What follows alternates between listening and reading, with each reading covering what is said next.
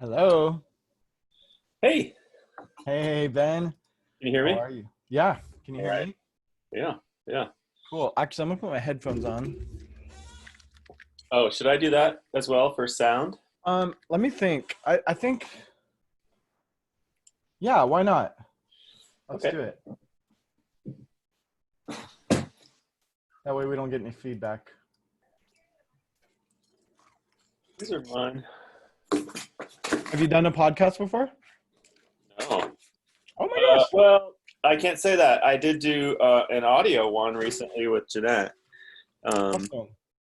she recorded. She was doing. She has like a weekly one with her friend, or maybe bi-monthly. I don't know. Whenever the hell they want to, I guess. Cool.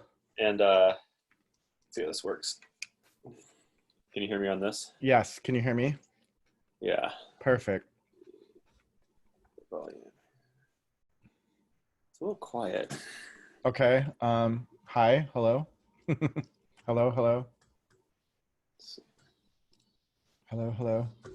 Oh, there it is. Okay. Okay. Cool. Let me Yes. go in my Zoom recording really quick and free up some space for the recording. I forgot that it will not record to my cloud if it's full. So I'm going to delete a bunch real quick. Okay, and delete. Okay. Cool, we're good to go. Who gave you that wicked fade? That was Taylor Matthews. Did you see? I just posted a podcast last night on the Flip where he was giving me this haircut while we Okay. recorded a podcast. Well, I haven't seen that one. I'll check it out. It's fun. And I've got the video and I'll be posting that to YouTube too. So you can see him like do. It's so fun. Nice. You look good. I like the beard on you. Thanks. Yeah, I have never grown one before. What? So this is the most beardy I've ever been. First time for a beard and first time for a podcast with video. Correct. Yes. Yes. What are we talking about today? Well, whatever feels sacredly rebellious, but I loved your comment about how you felt like people would be moving back to the land and more and more because of COVID-19. But yeah, I mean, did you read at least the show notes for the first episode? No. Sorry. Oh, no worries. Well, Sacred Rebel is my opportunity. It started out as a way for me to just have a cathartic place for me to kind of come out of the closet, so to speak, about all kinds of truth theories, I call them, and alternative thought processes that are just not talked about in the mainstream, alternative healing, alternative experiences like ayahuasca or forest ecotherapy, that light, just all these different things that I'm really into, I've experienced, I've researched, but I don't talk about to anybody because it's just not, like, for example, like I worry on a regular basis if the things that I share publicly will impact my ability to get a job with Nike or whatever, and at this point with COVID-19, I've just been seeing so many people becoming so much more brave and more conscious that I'm just like, you know what? I just want to follow my heart. And if this means that I get to share some stuff that I finally share with people and they realize that they feel the same way, then how cool is that? And you commented. And so I'm like, all right, Ben, let's do this. Yeah, I think sharing your quirky side always, well, not always, but oftentimes will endear you to people, because then you're everybody has a quirky side, and otherwise things are kind of vanilla. On a flip side, of course, like, if you started spouting things that were obviously like bad or wrong or that kind of thing, like Yeah. then it's kind of like questionable. So I Right. suppose you need to um, play it safe a little bit that way. Or Yeah. I mean, Well, if it turns out that you're a huge racist, then I suppose right. people should know. Right. Right. And I mean, it even, I mean, so there's a black and white area right there. It's like, yeah, if you're racist or being like a Hitler, then yeah, that's going to go over bad. But, it's even been scary for me to admit things like that movie that came out recently that caused quite a controversy called Plandemic. I wrote about that and encouraged people to download it. And I got horrible feedback on that comment. I was like, oops. So I took that post down because I felt like one of the comments was saying that I was promoting misinformation that could be harmful to others. So I thought, well, there's a good point. I don't want to harm anyone. So, so I'm learning that there are limits to what is socially acceptable in this truth theory stuff, Mm. So I am planning to be careful. At the same time, if it's clearly not going to cause anybody harm, but it opens up discussion that's healthy, why not? I you know? suppose, but there's things like, for instance, like QAnon, which is Yes. just total bullshit. And You think? everybody, yeah, I totally think it is. And the only reason it's like of any interest is that it's like watching a freaking train wreck, whatever the Yeah. term is. And Yeah. it's and those kind of videos are fed to you through YouTube's algorithm because they Wow. want to get. Well, you've heard how YouTube changed their viewing platform Yes. a year or two ago, right? So Yeah. it doesn't send you down the path of like, for me, it's a lot of it's like home repair or like photo based things, and Me and too. it goes from those to like, check out this crazy footage of like this secret meeting between, whatever. It'll go Yeah. down that path and it'll just get worse and worse because it's like that's what people will keep watching. And then Interesting. that almost entirely due to that algorithm, it promoted all this alt-right shit that's come up. Oh, can I say stuff like shit on This here? is totally not censored. So yes, we can And say so, whatever we want. and that's part of like how QAnon came to be. All these Okay. things was like, oh my God, there's so many weird things out there that are Yeah. like that are only there because it's just been spoon fed to us. Yeah. So So what are your thoughts on, well, first of all, how are you doing, Ben, during COVID? If we're going to talk about COVID, I've been so wondering about you because, and I want to introduce you really quick to people just so people know who you are. And I will do that through a pre-recorded little bit. But Ben, you and I have known each other for 4 or 5 years now, something like that. yeah, at least that. Yeah. Yeah. And we both come from the same town of Santa Rosa. So we have some mutual friends, some mutual experiences.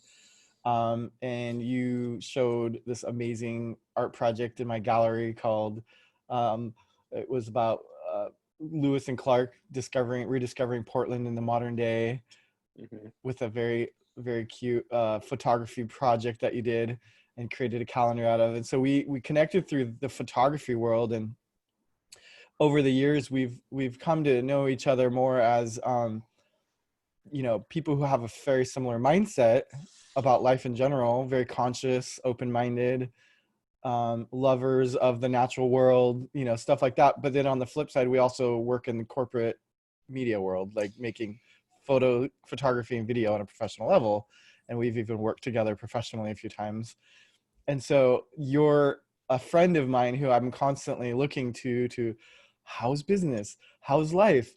What's going on in that world? And then on the flip, loving watching your social media channels and the trips you take, the wedding you had out in California that I just totally loved watching. And so I feel like we're a good fit for this show because you're exactly the kind of person I would see as somebody I would love to open up to about this stuff, because in general, I think I keep that part of myself a little bit hidden from a person like you, because we have a tendency to keep in touch about work related stuff. And, like I was saying earlier, I wouldn't want you to know about some of my far out there thinkings, because I wouldn't want to not get invited to a professional gig if you were worried that I would be spouting off conspiracy theories on the job or something. But on that note, I do think about you a lot during COVID-19, and ironically, you had a comment on my post about the first Sacred Rebel podcast, and you said, I think a lot of people are going to be going back to the land because of COVID-19. And, you know, that was really, really interesting for you to say, Ben, because here you are, a corporate photographer working with a big client like Nike and other clients that are huge.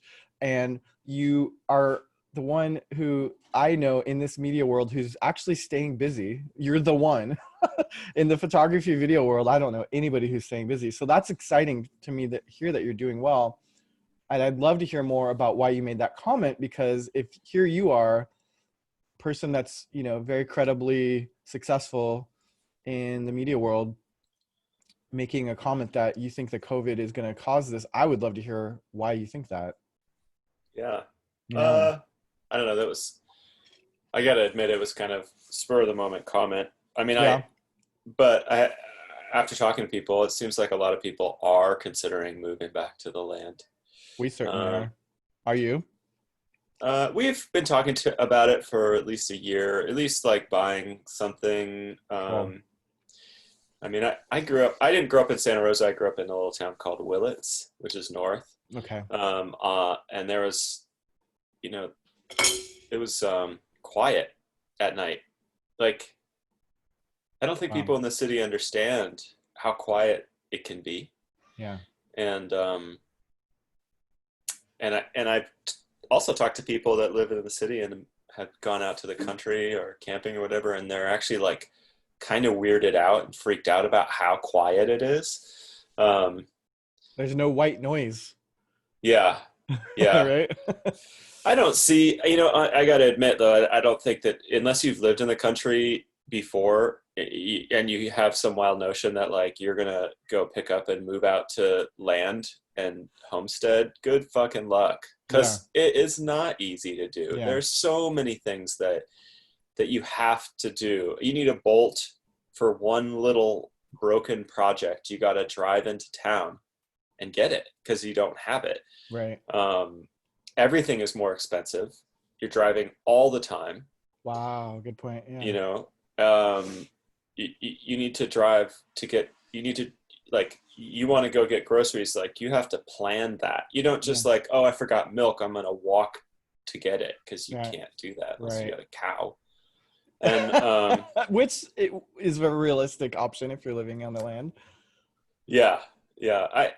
I can see it being a lot more available now that it sounds like a lot of companies are going to embrace work from home more. I know that I've heard Facebook is. Wow.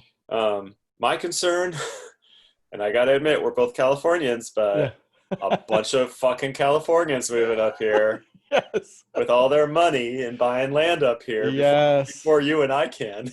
It's true. And we are ones to admit that, you know, Oregon is very attractive to a person who loves nature. So, you know. Yeah, for sure. And with climate change, it's going to be cooler and a lot like maybe California was when we were living there 20, 30 years ago. You know? Well, they're saying that actually they did a list of the top places to be for climate refugees, and Portland, Oregon was the number one. Yeah, I saw that on the list. You saw that? Yeah, and I think that was mostly based on racial equality for opportunities for people of minority status and lower income status to find a place to be that they would be included, because Portland has all these very progressive policies for, you know, environmental justice and stuff like that. So I thought that was cool, but it's also because of the climate here. It's just perfect. Yeah. Well, I think the other thing that I bump up against too about moving out somewhere is you don't see your friends anymore. I have some really good friends, older couple, and they moved down to Silverton, which, you know, if people don't know, it's beautiful. Maybe 45 minutes from Portland here. Yeah. And beautiful little town. We see them once a year. I used to see them once a month at least. Oh, And that's what happens yeah. because like if you live in the city, your life is moving faster. If you're Mm. going to go, say, out to the country somewhere, like you are not just doing it in the afternoon and coming back. Like you're going out for a couple days or you're going out for the whole day, and be able to take a whole day off.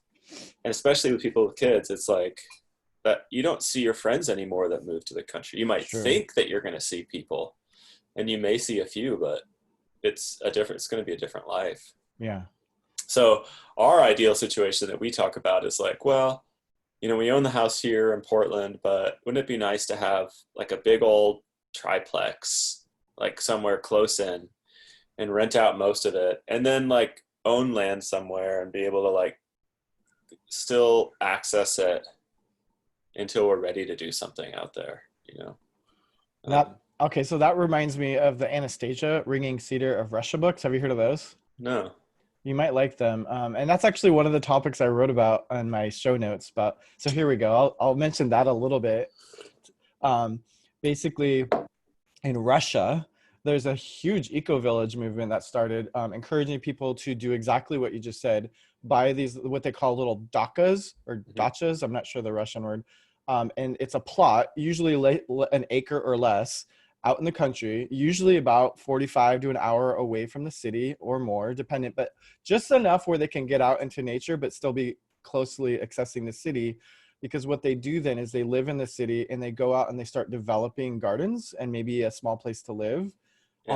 on the weekends, and then they eventually move out there, but it Oh, takes them cool. years usually to kind of, or some of them never move out there and they stay in the city, but they have a place on the weekends where they can go be in touch with nature, grow their own food, keep Oh, their that's costs of cool. living down in the city. They harvest, bring it back to the city. And that was all sparked by when the fall of communism happened. People were broke in Russia, and they started getting really thrifty. And when these books came out about encouraging people to do this, it blew up. And now people have a way to live more financially economical lives by doing this and still live in cities.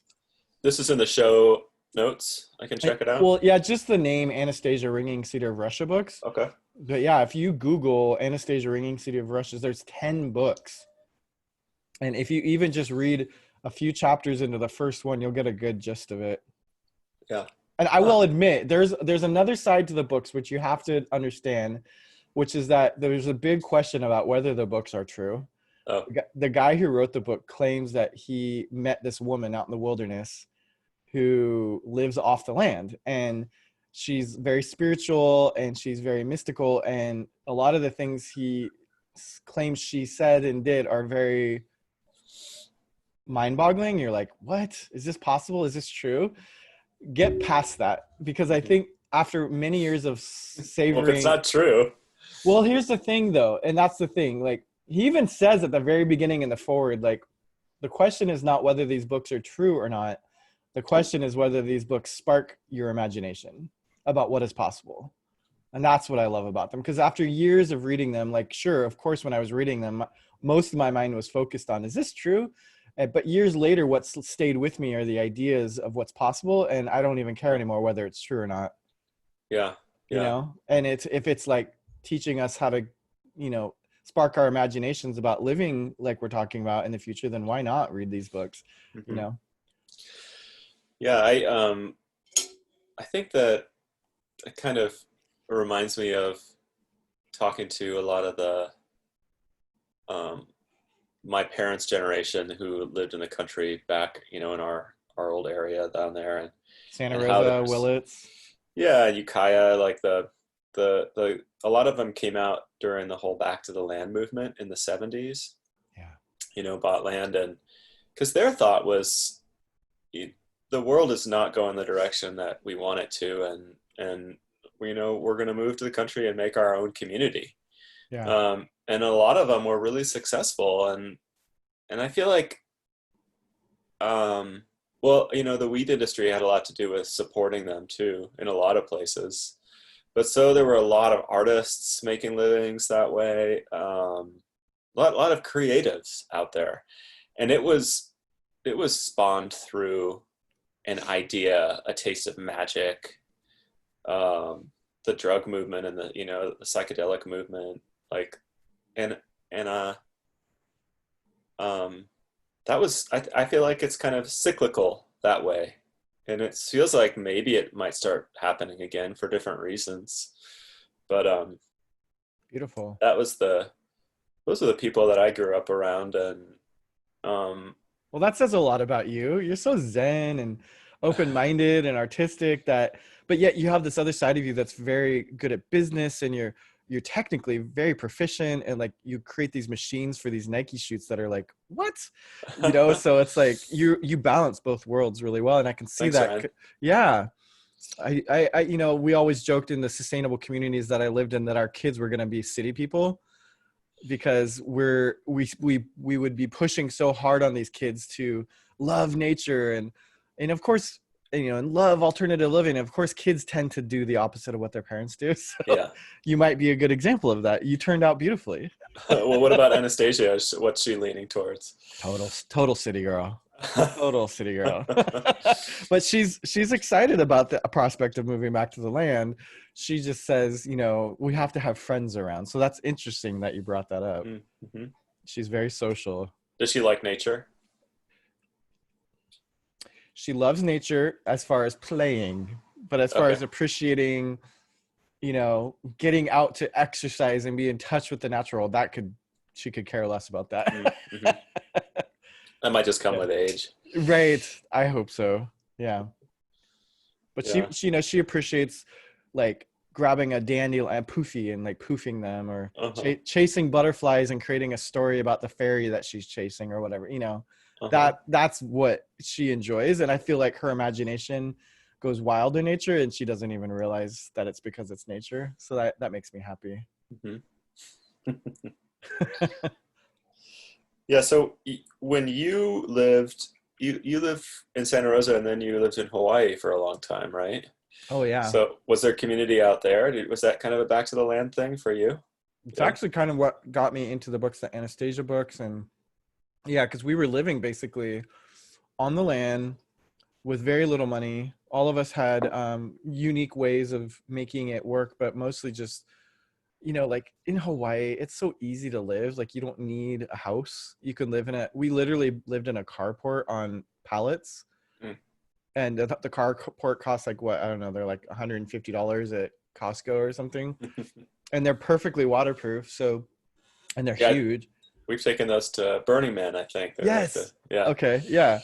So they're great. I mean, and in Hawaii, the weather's always perfect, although it does rain pretty hard during the day sometimes. And you have to kind of watch out for black mold, but we all had ways of sharing techniques to avoid that. And the gardening there was just so prolific. You could grow all year round, so we were just like literally doing kind of what we're talking about, but back in like, what was the year? It was 2012 through 2015. And it's funny, Ben, because I think at that time the hippies, like we were hippies, full disclosure, and we were totally part of a movement during that time in history to kind of recreate what our parents were creating in the 60s. But I think it kind of died down. I think all of us kind of got real about, a lot of us had kids, and a lot of us were a little bit homesick for the mainland. And I think most of us lasted about 3 years on Kauai and then left. Some of them are still hardcore doing it, but those are the far and few between. So was there someone that bought land and then you guys all lived out there, or? Yeah. So Jack, I'm sorry, Jack. So do you know the bands Crosby, Stills, and Nash? So Graham Nash of that band, who grew up with John Lennon and stuff, he has lived on Kauai ever since he got famous, because it was kind of his escape. And he built this little kind of I don't know, bungalow heaven out in this mountainous area of Kauai. And there's like all these small little homes, and then there's gardens everywhere. And they were so they raised their kids like that. Well, guess what? All was it 3 or 4 of the kids? Most of them moved to cities like New York or San Francisco or LA. But one of them, Jackson, the youngest one, the baby, stayed on Kauai and became the super environmentalist hippie dude. Nice. And so he said, Dad, all I've ever wanted from you is just a piece of land. And so his dad's inheritance to him was a piece of really, really, really rundown property at Jackson's request, because Jackson wanted it to be relatable to other people. So they bought like a $25,000 piece of property, which was, I think it might have been more like 100,000 actually, now that I think about it, but still relatable, you know, something that any of us could do. Mm-hmm. And it was just trashed. It was like a dump. It was basically a dump and all overgrown with buffalo grass. It's like 12 feet tall and cuts you when you walk through it. And they've restored that land into this Eden with the help of us community living there. And you know, it went through its growing pains, and a lot of us left, partially because of the challenges of living in a communal setting like that, but also partially because we were just all going in different directions. And so he's been kind of keeping that going, and I think he has more of like a woofing mentality on it now. You know, Oh, what? Well, the woofing. isn't that the like sound meditation or? Oh no, the That's woofing, Rolfing. like woof. Yeah, that's Rolfing. Good job. No, willing workers on organic farms. Oh, Like okay. you can travel and get a job on an organic farm. Cool. I think they're doing more of that. I mean, they do have a few people that live there permanently with them, but the people change. So they're kind of just leading the way on Hawaii for an example of how to create a permaculture paradise out in Kauai, with the knowledge that he's had his whole life of, you know, the plants that grow well there and all that. But it's interesting you say that it's hard to do that, because, you know, another thing that we haven't talked about is that knowledge is basically lost on our generation. Hmm.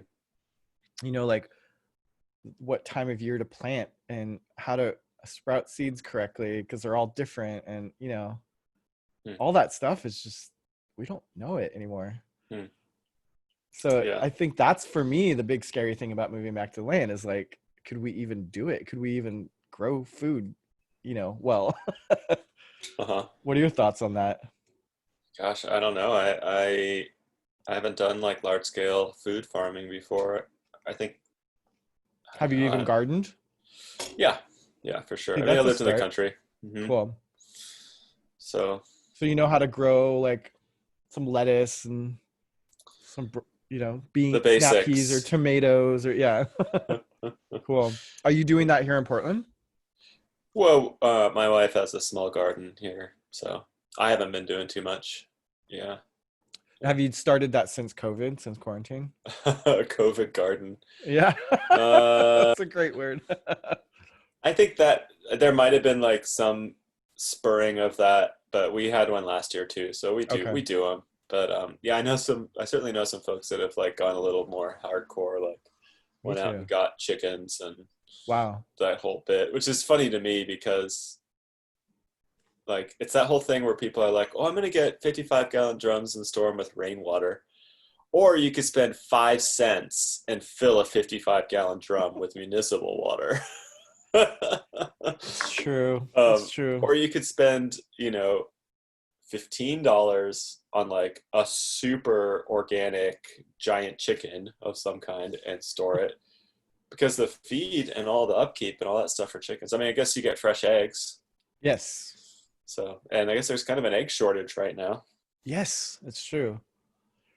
You know, it's funny. So even going back to your original topic, like people move back to the land because of COVID, you know, even just growing gardens, I've noticed, like, it's like the victory garden movement, but I like COVID gardens. Yeah. Oh, that's true. I wish we would kind of move back to the what was it?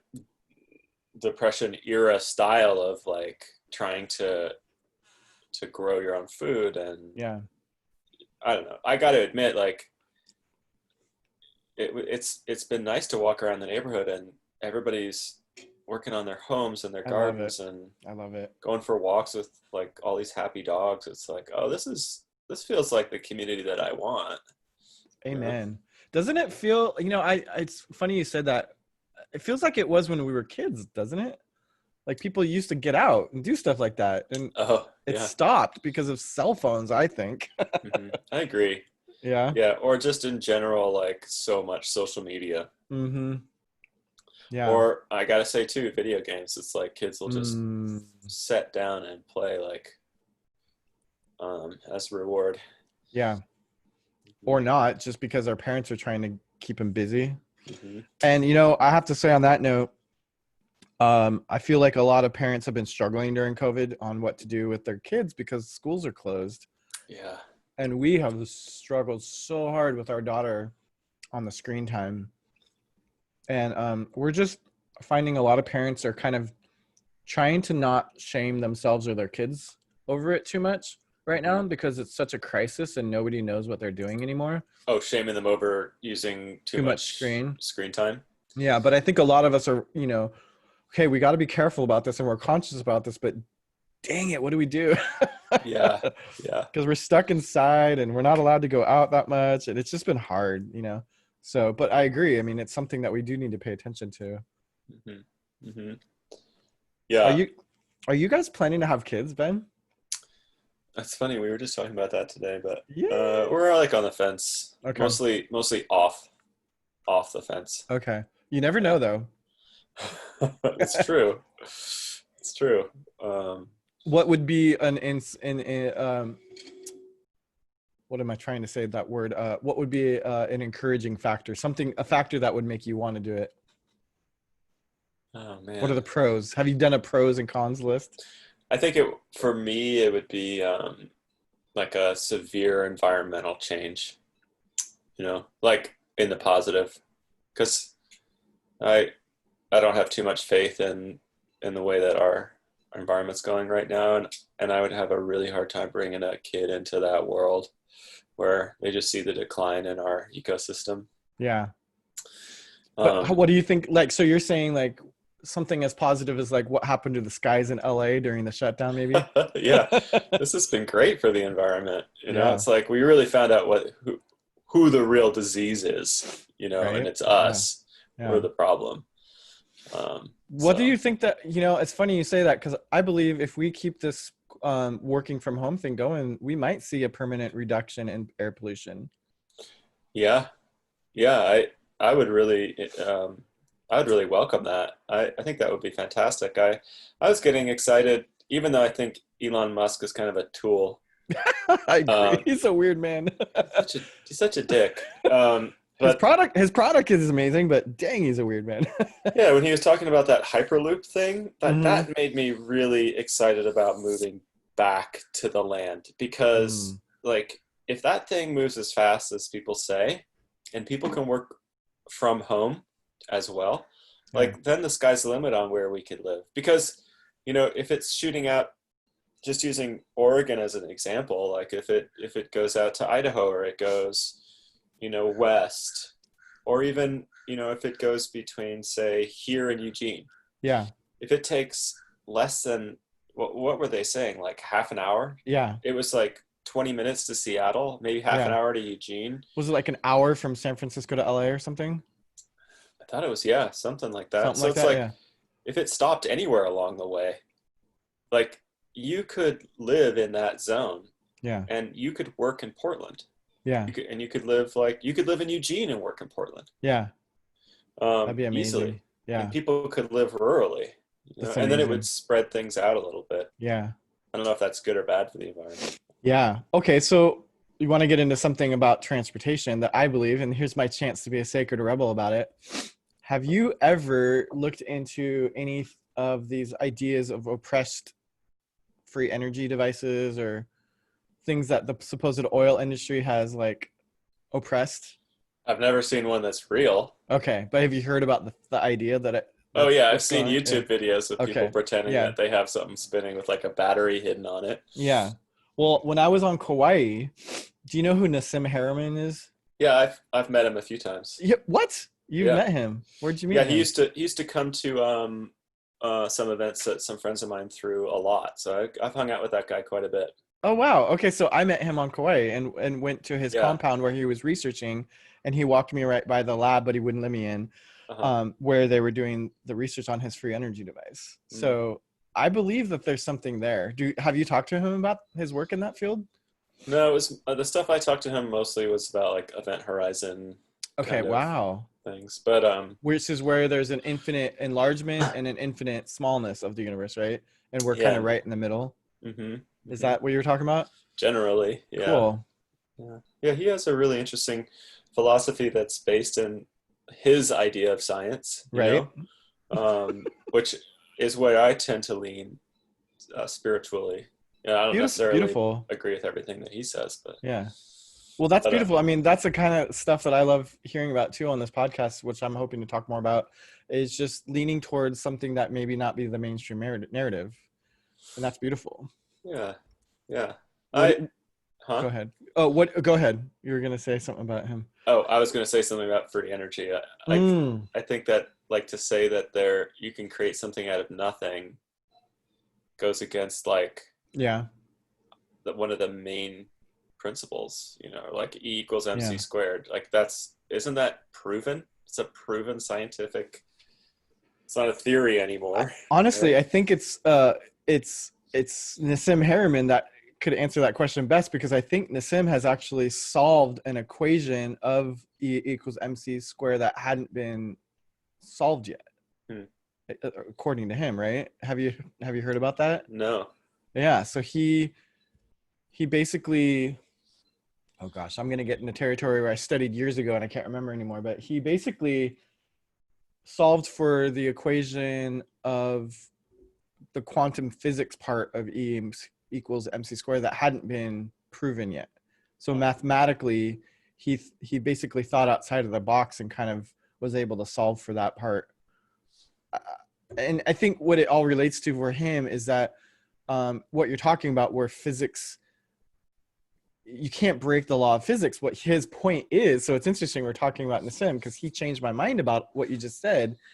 The point is that when you look at math and physics from a spiritual perspective, that changes everything. Hmm.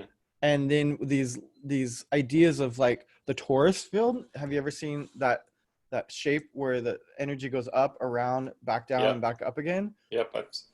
So they're saying that that's the foundation for free energy. Huh. Huh. And it somehow fits within the laws of physics, because it's looking at physics in a spiritual dimensional way. And I think the spiritual dimensional sacred geometry is what causes the infinite feedback loop. Does that make sense? Hmm. And so if you apply that to like a spaceship, for example, then you can basically create a bubble in space time, which is part of the E equals MC squared equation. And you can move through that bubble infinitely and not run out of energy. And also you can super fast travel and turn at speeds that are super fast and not feel the G's, because there's no gravity, Hmm. or the gravitational field acts different. So when you're talking about hyperloops, I always think of like, well, what about that technology being applied to if it's there, and if people like Nassim are claiming they're working with it, you know. Yeah. So I hope that comes out. But poor guy, he's just like, his life has been threatened, so he has to be very careful about coming out with it at What the has right. his life been threatened Um, on? For what reason? what he told me is that he has been thwarted over and over and over again, and that, of course his life is in danger at any time, because if he takes it out to the public in a way that harms the oil industry, then his life could be threatened. So he has to like mostly just deal with them trolling his work and causing him setbacks financially and stuff like that. Huh. Yeah, I support it, but I don't necessarily believe it. Gotta admit. I think I'm more of a Yeah, cynic when it comes to that yeah, stuff. Like I want to be able to if he's hiding it and yeah, you can't see it, it's like yeah. I I mean know. like anything else I'd be like, I don't know, man. Yeah. Well, I have a friend who was living on Kauai at the same time we were, and she used to work for Apple. She has the patent for the first Ethernet card built into the first Apple computer. So she worked Oh, directly with wow. Steve Jobs, and she went to UC Berkeley for engineering. And she's an interesting conundrum because she confirmed to me that she met Nassim on Kauai and worked with him in his lab and knows that the machine exists and it works. Huh. But the problem is the application at the level they're at right now wouldn't work. Like it like power a Casio watch rather than like a UFO. Right. So like the theory's been proven, but the application is not working right now. And as an engineer, she was going to help him apply it because she went to India and did some sacred journeying, spiritual journeying. And while she was doing that journeying, she got a download for how to make it work. But here's an interesting point. She went to work with Nassim, and after a little while of them working together, she said his ego was getting in the way and she couldn't deal with it. And I have heard that about Nassim, and I experienced a little bit that myself with him. So she bailed on the project. And so I was like, so when are you gonna make your version of this? And she said, well, it's all about funding and safety. And so she was saying the same things that Nassim was saying. It's just like really hard to make it happen. Yeah. I mean, why hide it? Like, yeah. Why not like seed it everywhere and let and crowdsource it if it's really something? Because that seems that's like a good point. He doesn't strike me as the kind of person that wants to just hold on to all the money from it, right? So, well, actually, that's what she had to deal with him. The ego was about who gets credit for the invention, and she was like, "Oh, come on." Yeah. So, and she being a woman felt his patriarchal energy was a little bit off, and he's also in. Well, I'm not going to go there. Yeah, never mind. I was going to say something else, but I won't say it. You have to cut all this out. Yeah. Yeah, he's a really, really sweet guy from what I know. And but like, as all of us, he has his issues, and I witnessed some of them. And what did you think when you met him? Did he seem or sweet? Gosh. Yeah, he seemed very sweet. I didn't see the ego so much. Okay. But he was doing mostly like he would do a talk. Yeah. So we'd have a bunch of people get together and have like a weekend getaway, and then he'd do a talk about. Yeah. So I filmed one of his talk and ended up doing some video work with him and his team, and that's where I ran into some problems. It's just a little challenging on that project. But he's not on Kauai anymore. I think he's on the Big Island, I think. Last I heard, he moved. And I think he kind of went deeper into secrecy at that point, because whatever happened was not good. Why he had to leave Kauai. Do you think you'll ever move back there? It's funny you asked that. So we've always had the dream of having like a dual life where we like winter in Hawaii and then like summer in the Pacific Northwest. But I don't know if we'll ever move back there unless we had the financial resources to do that. And right now with this situation, we don't know what's going to happen in the future. Yeah. How has this impacted you work-wise? Well, it's interesting. So when the quarantine started happening, we were financially doing better than we've ever done. We had more clients. I actually couldn't even keep up with the work. I was so busy. And I was starting to hire it out. And then all of a sudden it just went crash off a cliff. Like every single client canceled. Yeah. And I was even getting asked for some refunds. And we were like, oh man, we're going to go into debt giving these refunds. So like we worked it out so we didn't have to get any refunds by, rescheduling, pivoting the projects and rescheduling and stuff for further down the road. And so we've got, our plate full down the road, but right now we actually still had a lot of projects I needed to finish. So I've been working solid for the past 2 months, just finishing work, but with no pay because they've already paid for it and no new deposits coming in. So it's been stressful. And then, so we applied for all the government assistance, and we just got a letter the other day. We're not getting any of it. Really? Yeah. I don't know why. I mean, well, we do know why. They said that it's only for employees. Like you have to have employees.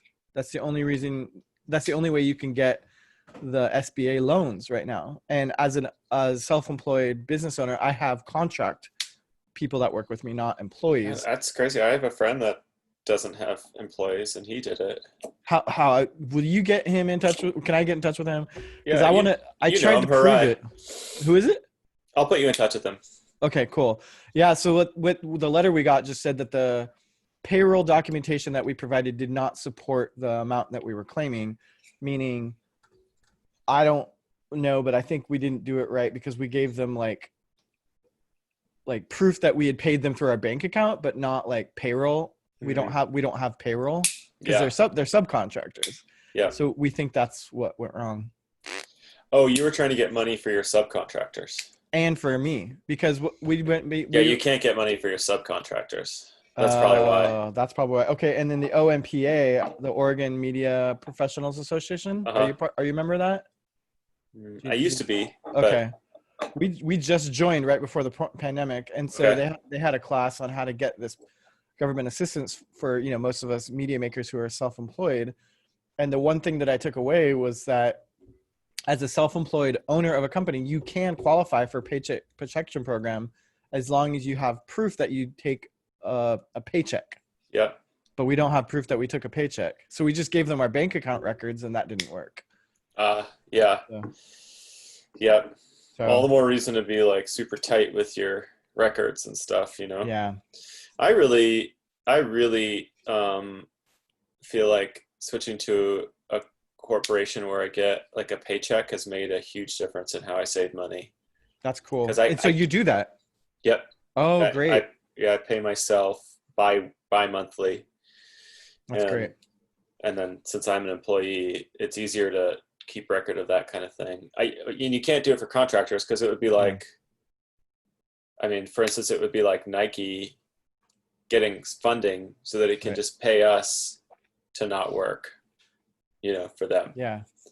That's like, so. Well, and you work for Nike too. And I know, well, first of all, it was you and then my friend from Story Gorge, Sean O'Connor. He is a video producer too. And both of you have been working for large companies. Like he works with REI and other big outdoor companies like that and doing video work. And so he and you have both created, he created an LLC, I think. What did you create?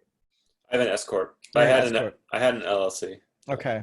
And both you and he had told me at one point that you were taking owner draw paychecks. And so I was really moved by that, but have never really had the motivation to really get that going until this. And so you don't have to convince me anymore. I'm definitely going to be getting that going. Yeah. It's important. And so, okay. So back on that note, one of the things we've been wondering about you is, what are you doing now for work? How are you just continuing the same work you've been doing, or has it changed? Pretty much. Yeah. What? That's awesome. Well, I can't get into too many specifics just for safety's sake, but like, I've been doing like very pared down shoots, kind of like how I used to do them. Yeah. Where there's virtually no one on set. And so, and in a way that if there is someone like a stylist there, that we're staying separate and we don't touch the same things. Nice. And if there's a model there, like I'm not anywhere near them. And so it's kind of all sectioned off. And since I have done all the teching myself and used to shoot solo, and I understand technically very well how to do both video and photo, just maybe not very not easy to do it all by myself. Yeah. But like then I've been able to kind of keep the regular thing going that way. Because I have pretty stable clients. Yeah, you do. And, one of the things that even the people that I know in this industry who have stable clients is a lot of them are more Hollywood oriented, and Hollywood's just shut down because of not being able to figure out yet how to get back on set. So that's awesome. You almost seem like you're leading the way in that. That's great. Yeah, in fact, one of my clients like used the shoot that I did as a template for how to do all shoots.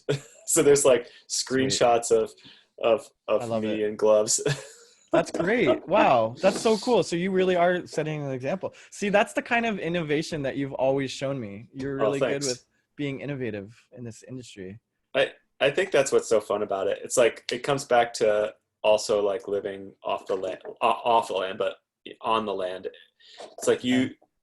you have to innovate, and you have to, if this doesn't work, what else is going to work? Right. What's the most efficient way to do this? Yeah. And it's just like if you're doing carpentry or doing photography, just working with your camera, it's like you understand after a while, like this is the most efficient process, but if this breaks, here's my alternatives that I Yeah. can do. Okay, well, it's managing your time, it's managing your equipment, it's understanding like replacements or additions. And when you live in the country or you live on your own out in the woods, your whole life is that way. It's not Yes. just your camera, it's not just your job. It's like, oh, we don't have any water, this is what's wrong, how do we temporarily fix it until we can really fix it? And it's managing your whole life that way. Yeah. And so moving that into a career for me was a little bit easier than, because I was living in the country and I was a well driller, you know, and so That's like, right. That's right. I forgot which, you had that background. That's a very manual labor background. yeah, and to bring that little bit of mysticism into it too, I was also a dowser, meaning that like Oh, that's we right. we witched water where water was underground. And Ben. yeah, so like What? so yeah. Yeah, say wait, back up. You've told me this before, but like for the sake of the audience, Uh-huh. what's the spiritual aspect of that? Well, I don't think there is a spiritual aspect of it apart from like, well, I guess my personal spiritual belief is that there Okay. really isn't like any magic out there. It's just stuff that we haven't experienced yet. You know, it's Oh, like, beautiful. for instance, like the Aboriginals are, at least, you know, when they're living naturally out on the land, like are adept at finding water. Like they can find it intuitively. Yeah. And we're mostly water. Like it shouldn't be hard for us to key in on where there is water in the Wow. ground. And so when you're doing things with sticks or willow branches trying to witch water, you really just set some, we would use brazing rods, which are like kind of thin copper rods. They're like maybe we'd have them like 2 feet long, and you bend them like a little gun, you know, like this. And you put them in your hand, and they come up and they go out, and you hold them kind of like a gun with your thumbs out. And then when they would cross is where you were walking over a vein of water, and then Oh they my would kind of gosh. come back out. But So you would hold them lightly so they could move in your hand. yeah, like a stiff breeze would push them in. Okay. But Whoa. it's not like they're moving magically. Like Okay. you may not know it, but you're allowing them to come in. And it's Okay. because your body is in tune with where there's water. Like I remember coming across some huge springs, you know, like that would just, it'd be a dry hill full of maple, and you come up on a spring. Like we did one with Kendall Jackson, you know, that winery. Yes. And it was just this hillside of maple, and then there was like a 600 gallon a minute wellhead, just like spring head coming out of the ground, just gushing, free flow, no pump, just like Wow. starting a decent sized creek, like right there. And before you even got to it, like you could feel it, like, you know, like it felt a little cooler, yeah, but like there was this sense of water. Huh. And that's what I think dowsing is, you know. I've never paid attention to that. It's like your body is obviously in tune to things that like you're not always consciously aware of. And, Wow. you know, it's So, just, okay. So it's not like, okay. So you know how, okay, I'm going to get a little new agey here, but you know, the Ouija board, yeah, there's two very ideas. similar. It's okay. So there's two ideas I've heard about that. One is that it really is spirits, or two, that it's your muscles having micro movements, and you're actually intuiting. You're just using intuition and allowing your muscles to kind of guide the Ouija board. And so if Yeah. you're in touch with anything, it's happening through muscular movement rather than a spiritual hand moving it. Yeah. I Is that believe kind that. of, Yeah. yeah, Very similar, I think. similar to Yeah. that? Okay. Yeah. Cool. So I But mean, then, you described that. people would say that's magic Right. 200 years ago, right? Right. Or that Right. you're like a witch. Yeah. But then maybe 100 years from now, they're going to be like, oh, like your body is in tune with water. Like you're Yeah. just moving the sticks a little bit Absolutely. unconsciously. And it's like science proves spirituality there in a Yeah. way. Yeah. You know, it's like those people, so many native people are way more in tune with their surroundings than we are. Yeah.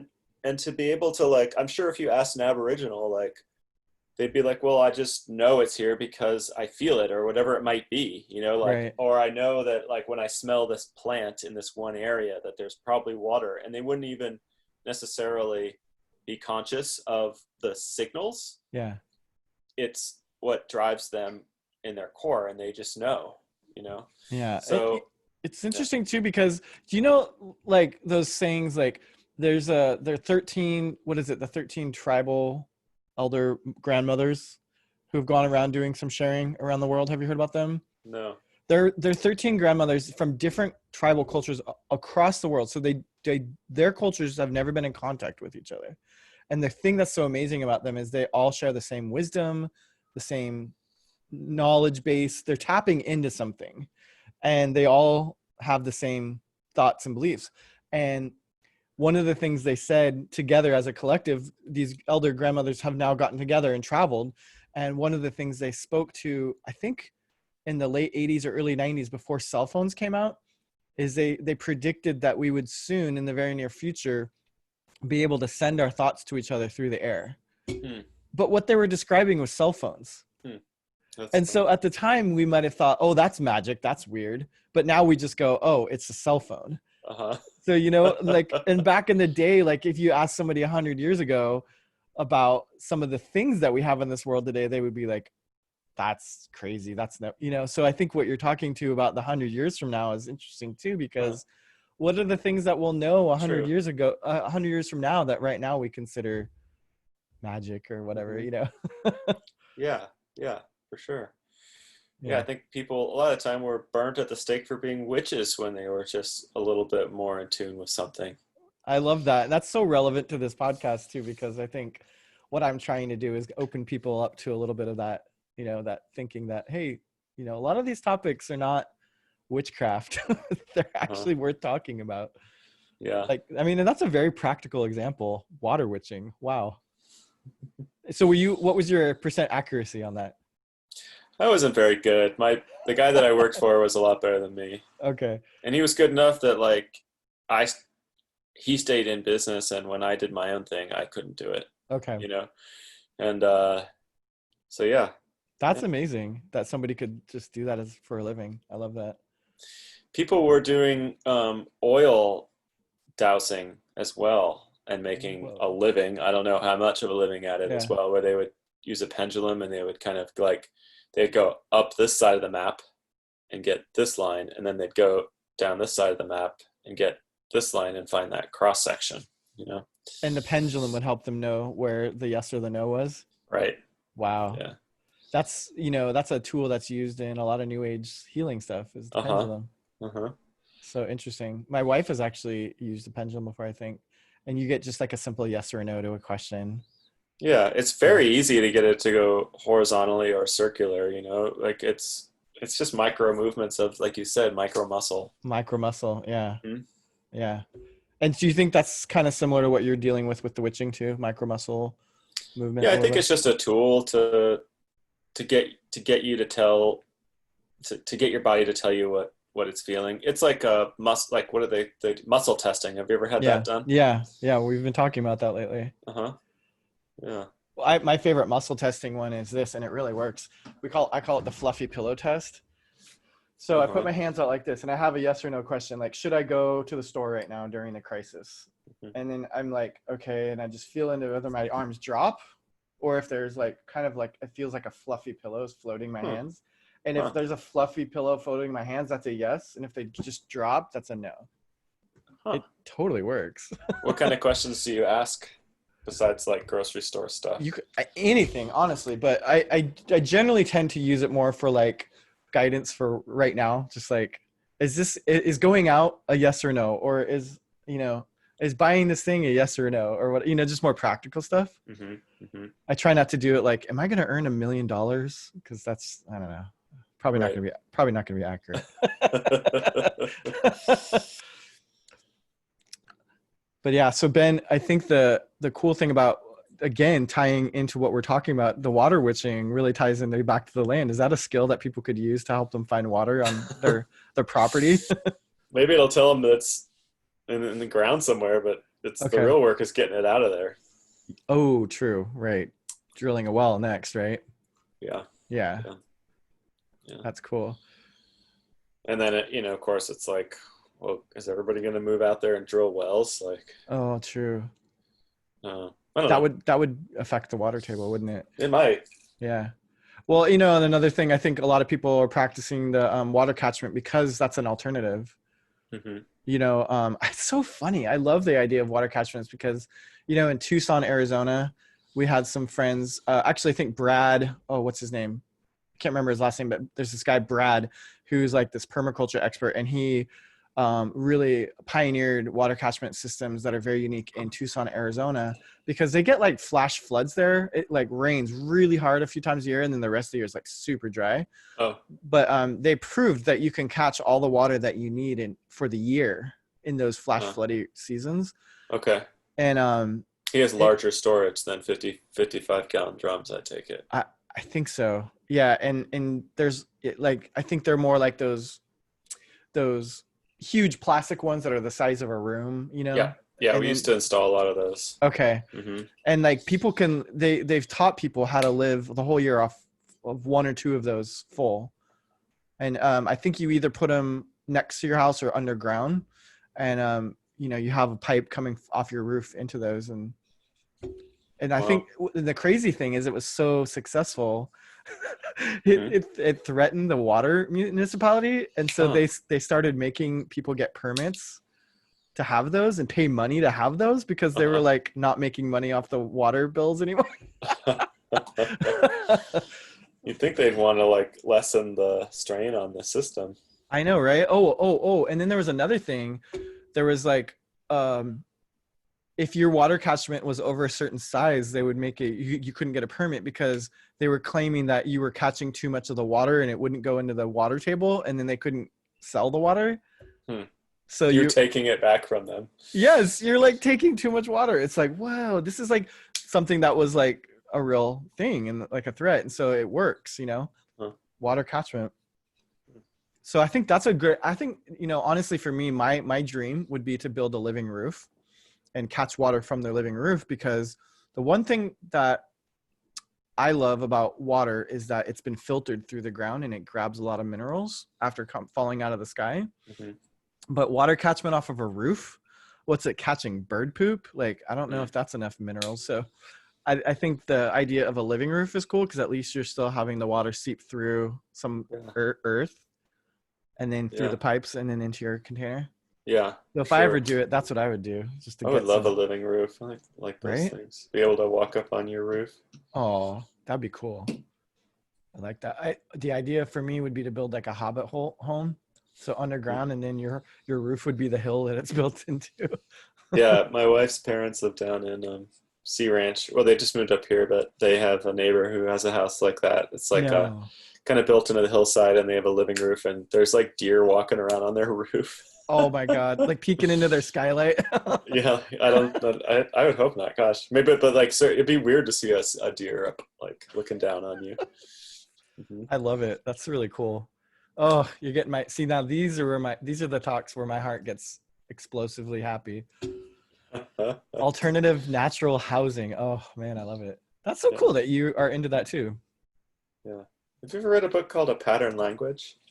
Oh God, I've heard of that. No, I'm going to type it into Amazon right now. Yeah, that's a really good one. Powell's has them right now too. Really? Oh, that's nice. Thank you for saying Powell's. They have I recommend that. I think you'd enjoy it. It's a thick book, but it's really easy to skim because it's got like highlighted kind of broken down descriptions on each page kind of about what it's saying. And it starts out There's actually two books. There's A Timeless Way of Building, and then there's A Pattern Language, Okay.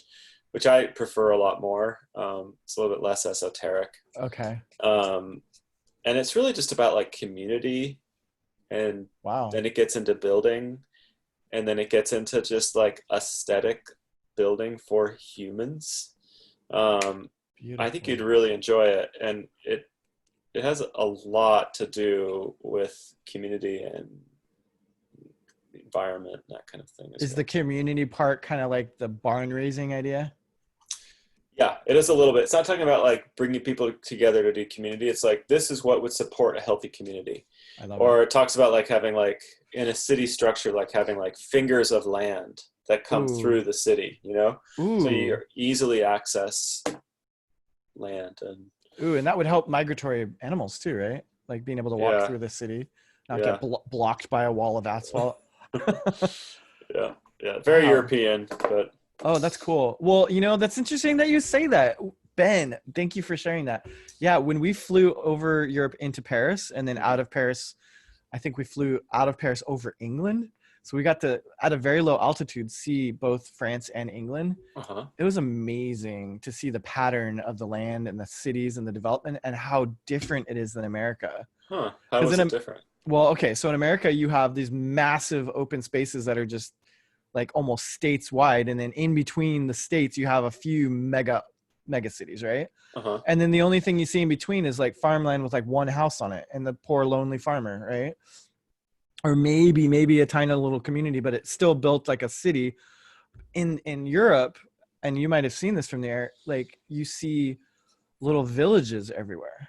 Hmm. And it's Mm-hmm. very rare to see a big city. Like you've got Paris or you've got London, and then the rest of the country is villages. Mm-hmm. And the villages are not too far apart. They're maybe at the most like a day's walk, but like I'd say most of them are even closer than that. They're like probably hour to 2 hour walk. And you Mm-hmm. can tell they were built like that from when people actually had to walk to the neighboring village, and then everything in between is beautiful land or like strips of forest or a river and it's just like so different than America. And it makes sense. Yeah, yeah. It feels much more human, Yeah. much more manageable. When we were Yeah. in Portugal a couple years ago, we took the train up, and it was just like there was a couple on there who looked like we kind of assumed they were visiting their kids, and like from the southern part of Portugal up to the north, and it was just so easy. They just like wheeled their suitcases onto the train, sat there, got off, and they were there. It wasn't like Wow. it was cheap. It was easy. It was fast. Yeah. It was a real human way of travel, Mm. and Yeah. people like um, I feel like they've really figured it out there over the years, and Oh, and then their cities were built around walking and horses, yeah. not 1950s cars that Right. can go down the highway to the mall and Right. back. Right. Yeah. I mean, it's funny you mentioned Portugal because right around the time you were in Portugal, I'd watched that Netflix show. It's Beautiful Homes or something like that. Mm. Or the world's most amazing homes. And so one of the episodes was all about homes in Portugal. Oh, cool. Yeah, it's beautiful. You might enjoy it. And it's talk about eco homes. I think one of the ones they did there was like a hobbitish style home in the forest. What's the show called? Oh gosh, I'm gonna look it up right now. It's like the world's most amazing homes, I think, on Netflix. And there's a Portugal episode. Each episode is a different country. And they feature one home. The world's most extraordinary homes is what it's called. Okay. So yeah, there's let's see, season 2, episode 1 is Portugal. So I'm building a little list of links to include in your show notes, by the way. Okay. So we'll put some of these things in Nice. there. If you have a water witching book, we should put that in there. I wish I had. I got to get this book back from a friend of mine. That it was really cool. It was like someone in the 70s. Sorry, this is super off track. But It's okay. back home in Mendo, someone in the 70s had interviewed all these old time bootleggers who used to like run whiskey down to the Bay Area. Wow. And interviewed all these new weed growers. So it was like these two bootleggers of like different generations. Wow. I'm gonna find it. That's cool. Yeah. You live in a very fascinating part of the country to me. I went on that bike ride for this movie right here, Within Reach, where you remember that project? I bicycled 6,500 miles around the U.S. to visit 100 sustainable Yeah, I communities. remember you talking about that. Yeah. Well, we started in Willits at the Solar Living Institute. Oh, yeah. And we interviewed the founder of that, which is, oh God, what's the name? I'll include it in the show notes. Yeah, John, there you go. John Institute. I got to give him props right now. Founder, John Schaefer. John Schaefer. Good job. So he's kind of one of those people. But he was the original bootlegger of solar panels. Mm-hmm. So he bought solar panels from NASA because they were living on the land, but they, coming from San Francisco, I think. I drilled his well, by the way. Did you really? Did you really? Uh-huh. That's awesome. So you know him. Yep. Oh, yeah. He's good friends with a lot of my friends down there. Of course. He's actually, we have one friend who's good friends with Nassim and with John. Oh, my God. Okay, so then tell me if this story is correct, because what I remember might be different than what's actually correct. But what I remember him telling us is the reason Solar Living Institute, Real Goods, even was founded was because they had gone back to the land too, just like you've been talking about with the people in Willits.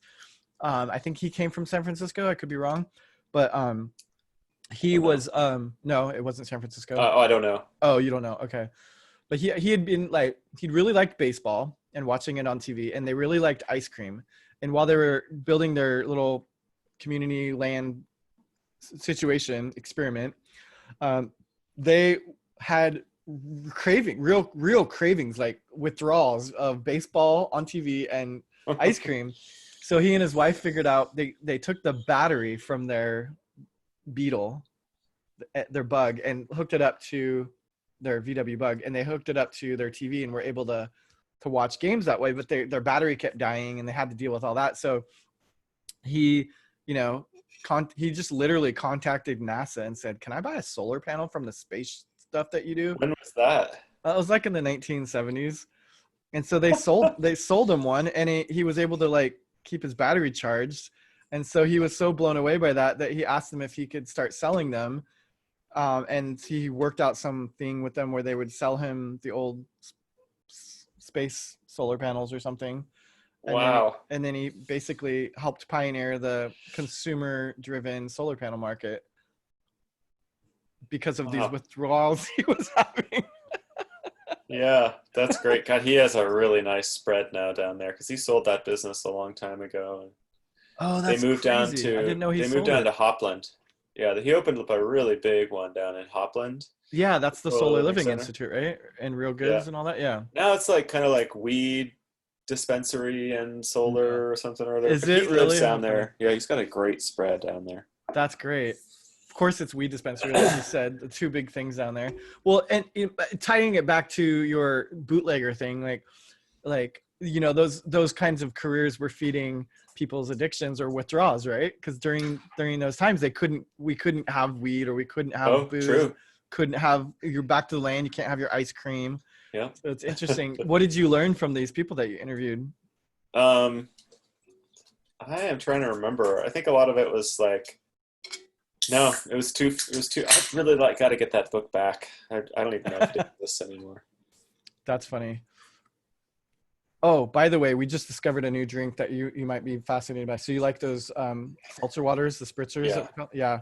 So we just got a Costco membership to help us save money for groceries. And man, that place is fun. I gotta remember that too.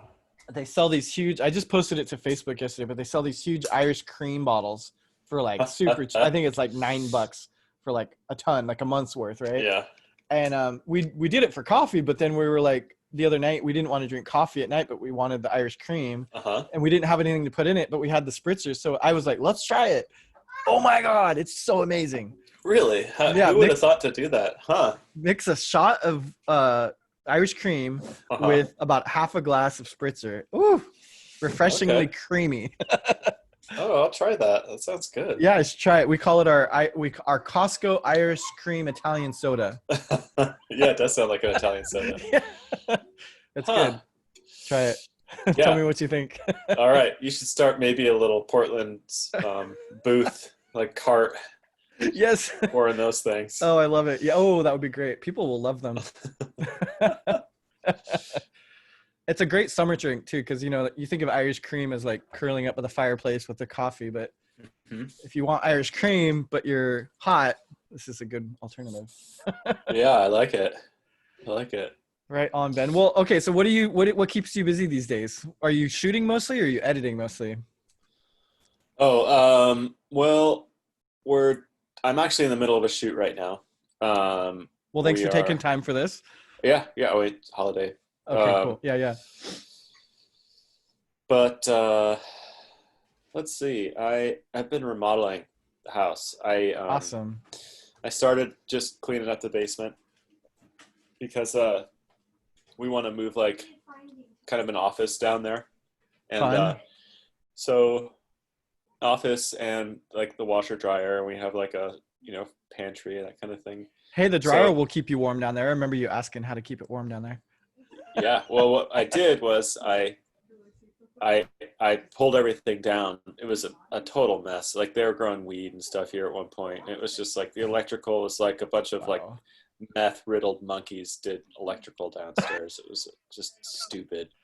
And Well, I'm so, glad you're fixing that. That could be a fire hazard. oh God, yeah, it seriously was. Anyway, Wow. so then I earthquake retrofitted the basement, which is like straps, you put on, that was a Wow. lot of work.